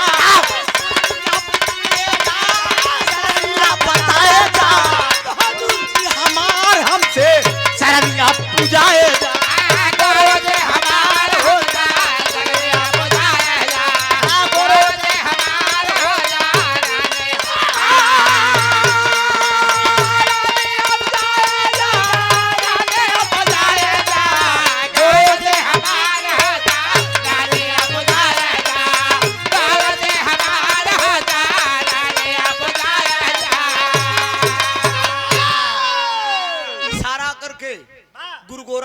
बोले बेटा जाओ, तेरी माँ इंतजार कहा ना मेरे लिए माँ ना मेरे लिए पिता। अरे पिता को इतनी ममता होती तो एक रानी के कहने पे मुझे फांसी पे न लटकवाता। हाँ, माँ को ममता होती तो वो जरूर बोलती कि फांसी पे मेरे बेटे को मत लटकाओ। मैं आपके शरण में चलूंगा। आखिर में गौर करेंगे मित्रों, 5-10 मिनट की कहानी और बची है। निष्कर्ष निकलेगा, बस मेरा आखिरी विरह भी है। इसके बाद सोना गाएंगे, निकलेंगे फिर। बोल दिया गुरु गोरखनाथ के साथ चला गया उनकी खेमा में, जोग रमा लिया, जोगी का भेष धारण कर लिया, लगा भिक्षा मांगने, लेकिन घर पे लौट के नहीं आया। जब जोग रमा लिया गुरु गोरखनाथ का, वो शिष्य बन गया। भिक्षा मांगते मांगते मांगते मांगते 14 साल का दिन बीत गया। जब 14 साल का दिन बीत गया, बड़ा मार्मिक भाव है। 14 साल का दिन जब बीता, तो एक दिन गुरु गोरखनाथ अपने शिष्य पूरणमल से कहते हैं कि बेटा तेरे भंडारे का समय हो गया। अब भंडारा तब संपन्न होगा जब परिवार के किसी सदस्य से तुम भिक्षा मांग के लाओगे, चाहे तेरी माँ हो या पिता हो या परिवार का कोई सदस्य हो, मांग के लाओ, तभी तेरा भंडारा संपन्न होता। गौर करेंगे बाबूजी, दूसरे जन्म में 14 साल के बाद आज अपने दरवाजे पे अपनी माँ से भिक्षा मांगने। आज तो उसकी माँ जो अम्बा देवी है, अपने बेटे की याद में रो रो कर अंधी हो चुकी है। आँख की रोशनी जा चुकी है। राजा शंखपति की रोशनी जाग चुकी है। राजा शंखपति दिन प्रतिदिन अपने बेटे की याद, पुत्र शोक बहुत बड़ा शोक होता है, जान लीजिए। अपने पुत्र की बेटे की याद में तड़प तड़प के राजा शंखपति वो भी अंधे हो चुके हैं। लेकिन वो जोगी 14 साल के बाद भिक्षा मांगने आ रहा अपने मतारी के पास। 5 मिनट के खातिर यही रंगमंच से हमें त्रिभुवन गवैया ना समझा, थोड़ा से जोगी का झलक दिखाऊंगा। वो पूरणमल कैसे जोगी भेष में जा रहा है अपने दरबार में भिक्षा मांगने के लिए कि बेटा बाबा जरा मेरी गुदरी दो। लीजिए बाबा। बहुत बढ़िया शिष्य है ये, बहुत मस्त है। वो जोगी चल रहा है, जोगिया वस्त्र जरा ध्यान देंगे आप। जोगी वो जा रहा है, बेटा हाँ बाबा और दो। मेरा एक पगड़ी और थी ना उसमें, मेरी गुदरी में थी बेटा। मेरा रुद्राक्ष का माला दो। ए बेटा लाओ लाओ। ये शिष्य मेरा बहुत पालन करता है। मेरे मठ में सब है, वो भी निकाल बेटा, वो भी निकाल। मेरी जितनी गुदरी है सब लीजिए सब। ये मेरा शिष्य बहुत सही है, कभी कभी पालन बहुत अच्छा करता है।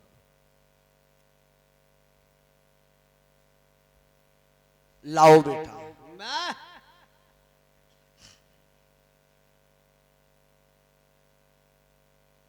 जरा गौर करेंगे बाबू, आज वो जोगी जा रहा, जरा मेरी गुदरी दो बेटा। अब गौर करेंगे आप, 10 रुपया, 5 रुपया, 2 रुपया, 100 रुपया, 50 रुपया लोग सिगरेट पी के धुआं निकाल देते हैं, पान खाकर थूक देते हैं। लेकिन जोगी भिक्षा मांगने, मैं कोई जोगी नहीं हूँ, मैं कर्मों का जोगी नहीं हूँ, एक झलक दिखा रहा हूँ। जोगी आपके इस नगर में, ये दौलतपुर कुटिलिया प्रतापगढ़ में ये जोगी आ चुका है। किसी से मांगूंगा नहीं, केवल जोगी भीख मांगते हुए जा रहा है। जिसकी जो होगा दे दीजिएगा। इसको ले जाकर किसी न किसी जगह पर हम दान कर देंगे, किसी गरीब को दे देंगे। ध्यान रखिएगा। वो जोगी जब चलता है भेष बनाकर, कैसे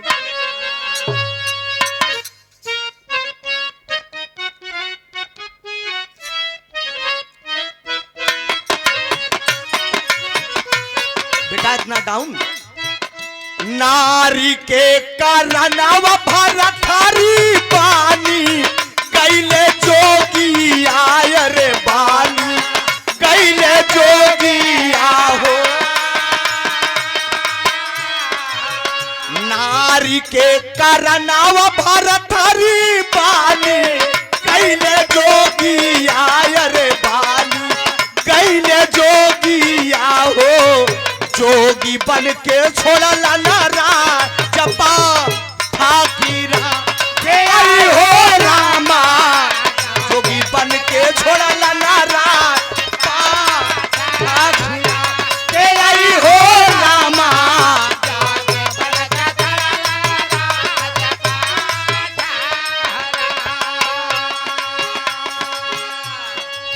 पैसा को आप उठाइए। जो भी दान करिए खड़ा होकर करिए। सुखी रहो, सुखी रहो। नाम नहीं बोलेंगे। एक जोगी को आप दे रहे हैं, नाम बोलकर आप अपना शोहरत कमाना चाहते हैं समाज में। दान देने से क्या फायदा? मैं नाम बोल दूंगा तो आपका दिया हुआ दान व्यर्थ हो जाएगा। परिवार आपका हरा भरा रहे। जुग जुग जियो। जुग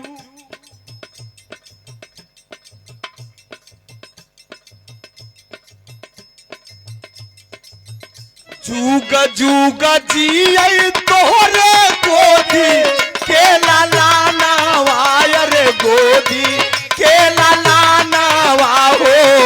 जोगिया देता बाटैया सिरवा दाखिया दे आई हो रामा।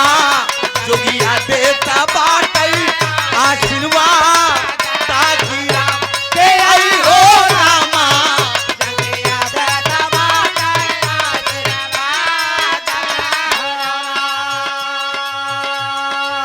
अरे बबलू साउंड कंपनी फिर ना आई है बाबा तोहारी नगरिया ये बाबू तोहारी नगरिया हो। सुखी राह तोहरा पारीवा राखी राय हो रामा।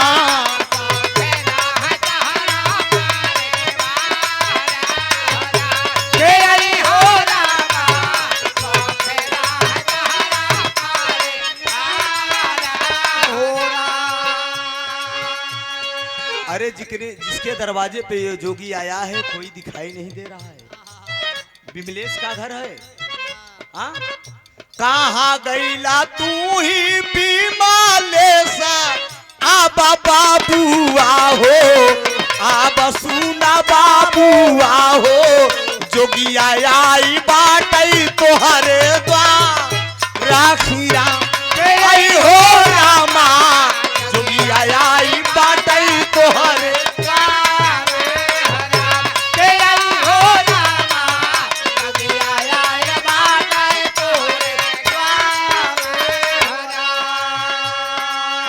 नारी मारा दनवा कहवा गाई लाहेराई हो। गाई लाहेराई हो।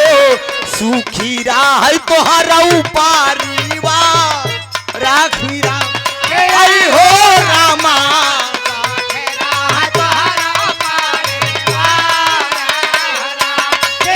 हेलो अरे रानी, अरे रानी साहिबा आपके दरबार से भी जोगी को कुछ मिलेगा? 1 रुपया 2 रुपया अठन्नी चमन्नी 10 रुपया जो भी भंडार मालिक जो भी आपके कमाई में बरकत दिए हों, टाठी लोटा बर्तन जो भी हो दान कर दिया। अरे कर्ण ने सोने का दान किया था। जरा गौर करेंगे, अन्न दान करेंगे तो मालिक के यहाँ अन्न मिलेगा। कर्ण ने सोने का दान किया था। मालिक के वहां जब स्वर्ग लोक पहुंचा तो सोने के लिए सोना मिला, खाने के लिए भी उसे सोना मिला। धम पैसा देंगे पैसा मिलेगा, अन्न देंगे अन्न मिलेगा। जुग जुग जी तोहरे मागी के सनूरावा हो। मागी के सनूरावा हो। अमर राह तोहारौ सोहा गाखिरा आई हो रामा। अमर राह तोहारौ सोहा के आई हो रामा।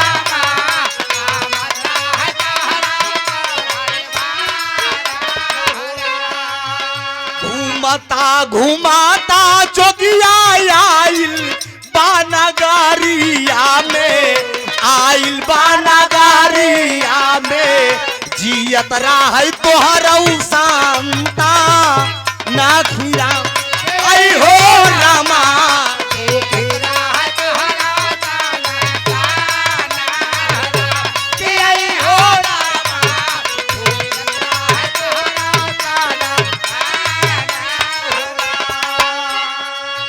जुग जी गजी बबुआ तोहर परिवार वाहो तोहरऊ परिवार वाहो देत बाटई जोगिया सिरवा दाहो रामा देत बाटई जोगिया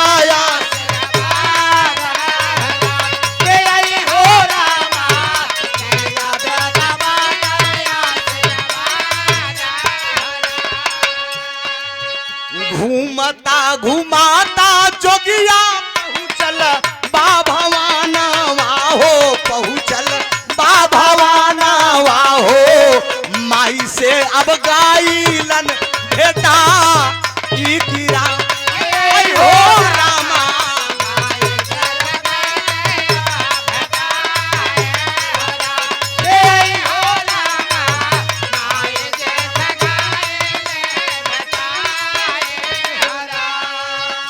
गौर करेंगे बाबूजी, बताया ना कि 10 रुपया 20 रुपया तो लोग पान और गुटखा खाकर थूक देते हैं। ये कोई मैं कर्म का जोगी नहीं हूँ, एक जोगी का केवल भेष धारण करके थोड़ा सी गीत में झलक दिखा रहा हूँ। लेकिन दान के रूप में आप लोगों ने जो डाला है ये भी दान है। ये मेरे जोगिया भेष पे आप लोगों ने जोगी समझ के दिया है, कोई त्रिभुवन गवैया समझ के, कोई गाने बजाने के हिसाब से आप लोगों ने दिया है, दान किया है। तो मेरा भी फर्ज बनता है कि किसी को दान कर दूं, ये जान लीजिए। पहुंचा है जोगी, अंधी मां खड़ी है, सिपाही खड़े हैं, सिपाहियों से वो पूछता है। रानी फुलंदा मिलती है जो फांसी के फंदे पे लटकवाई थी, इशारा करती है, ए बाबा सुनिए जरा। पूछती है फुलंदा, जोगी से सवाल करती है, फुलंदा इतनी कम उम्र में आप जोगी क्यों बन गए? वो जोगी बता रहा है, माए भा मतारी खातिर जोगा वारमा वाले हो, जोगा वारमा वाले हो, जोगा वारमा के भिखिया माँ गीलारा आई हो रामा।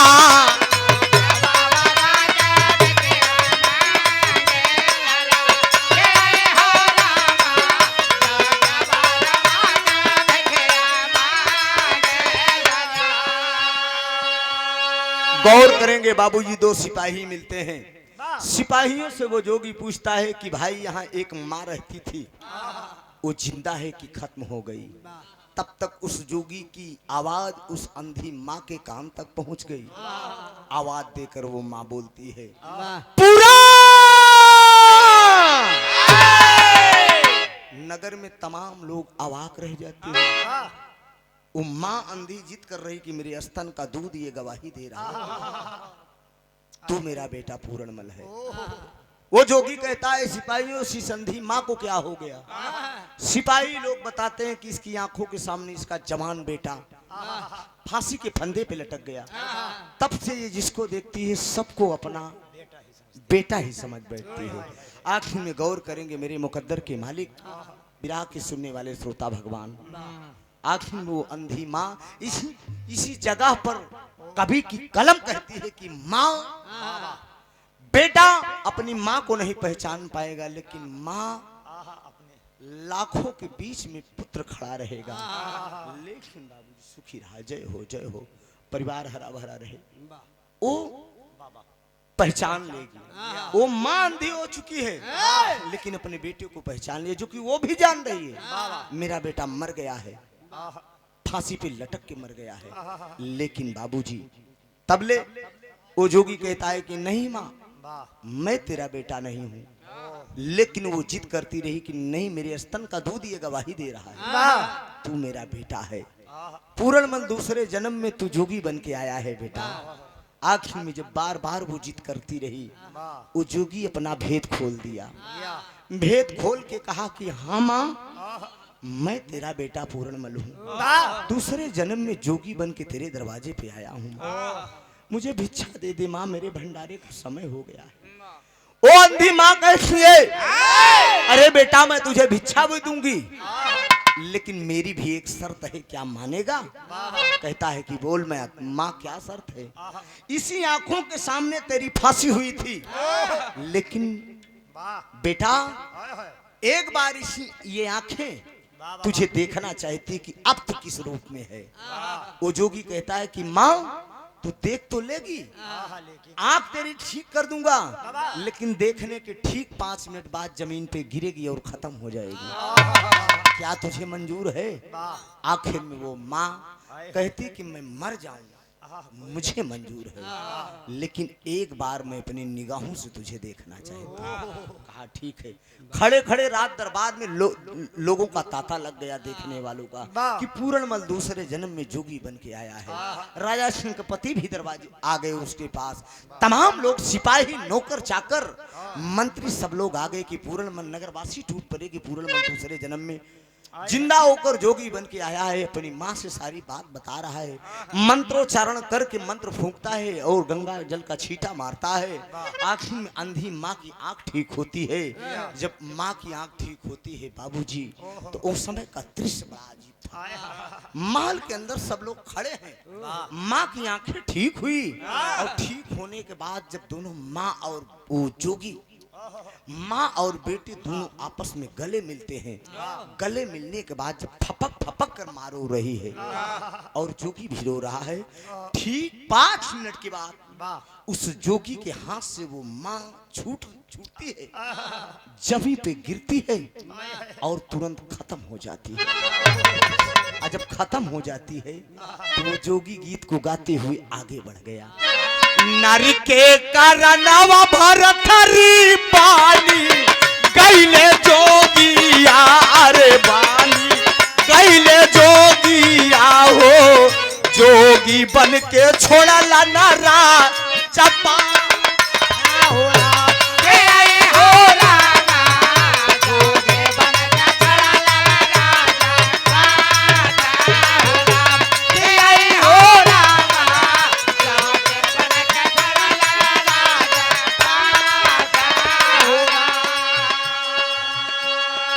यही गीत को गा रहा है वो।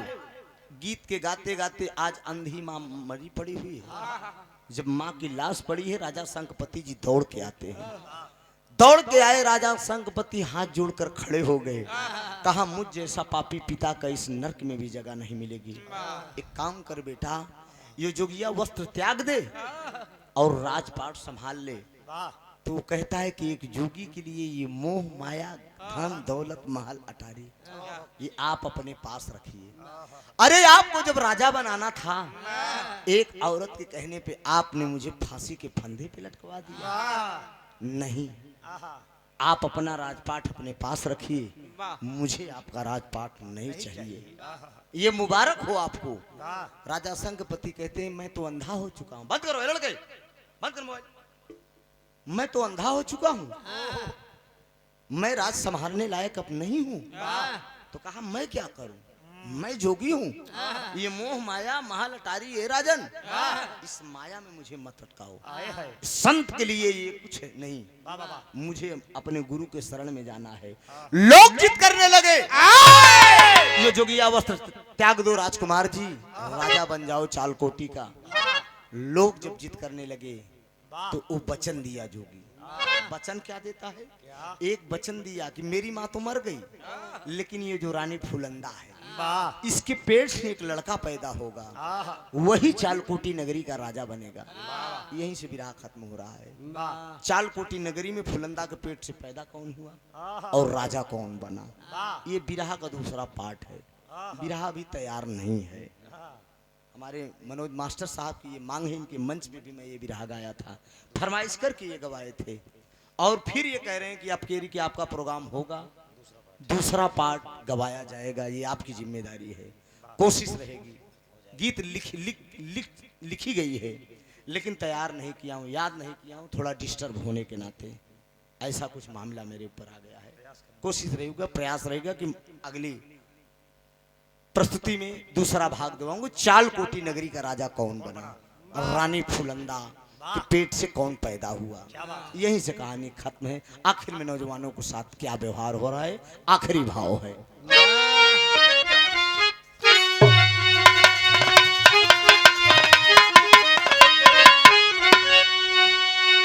यह लाइन अरे बिरान होई बगिया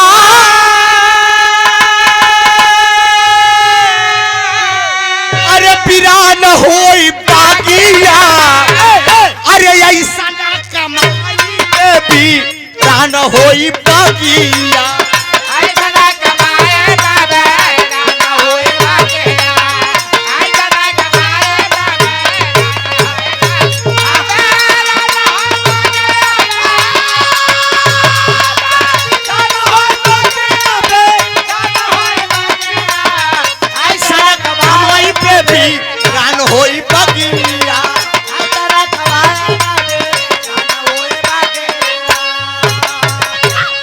अरे तिरिया चरिता की है सबके समाना अरे भक्त पूर्ण माला होई गैलन सपाना अरे केहू के अब जीवन मेला काई दिहले आगिया केहू के अब जीवन मेला काई दिहले आगिया ऐसा ना कमाई पे भी रान होई बगिया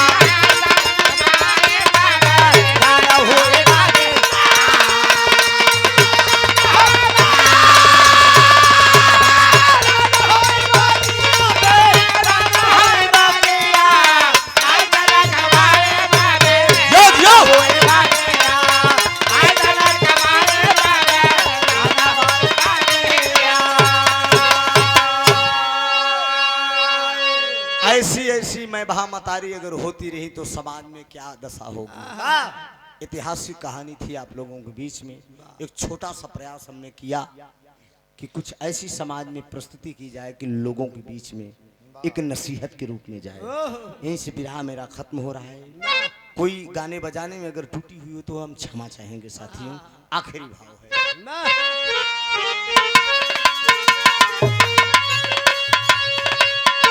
स्वामी गीतानंद अनंत भय भुल्लुर तय दिए कोतारी रामधार हैदर अली जुगनू गुरु अनिल की बाबली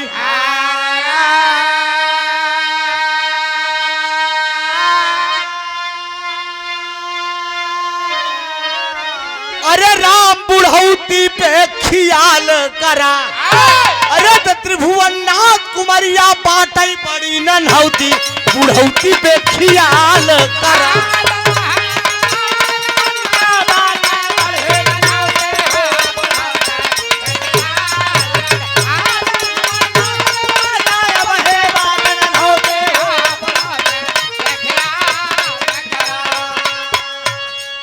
दोनों सहेली बिल्कुल न बेली जैसे चंदा चकोरी पूछो नहालिन का बेली जैसे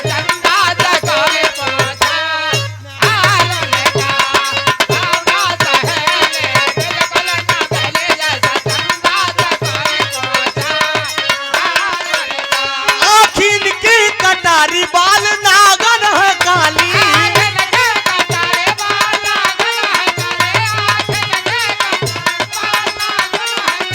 आखिन की कटारी बाल नागन है काली गोरे गोरे अनार जैसा है गालिन का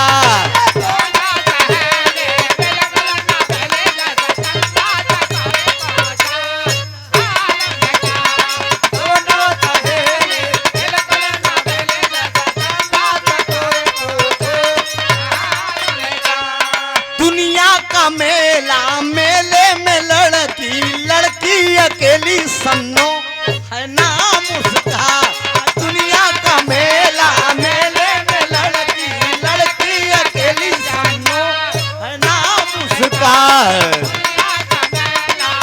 बहुत बहुत धन्यवाद आप सबका अकेली सन्नो है नाम उसका।